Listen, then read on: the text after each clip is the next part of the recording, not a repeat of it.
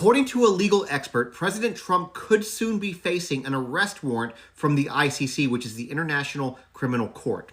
Now, this legal expert is Baroness Kennedy of the Shaws, director of the International Bar Association's Institute of Human Rights. There are actually two things being argued here. The first is Article 70, which is obstruction of justice, basically by President Trump putting sanctions on the ICC. It is an obstruction of justice.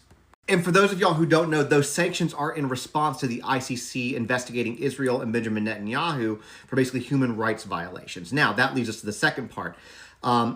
If President Trump takes over Gaza and forcibly removes or unalives the Palestinians, which I don't think that would happen, I think that he would move them, that would also be a human rights violation that would be subject to an ICC arrest warrant. So what does that mean if it gets issued?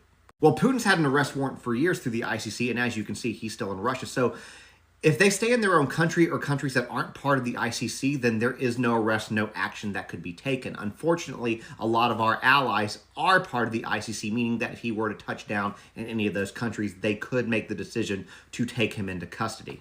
Now, getting into international law, because I'm not a lawyer, goes way over my head, so I'm reading this just as the article kind of presents it, but I don't think that that would happen, but apparently it is something that they are talking about, or at least putting our president on notice of.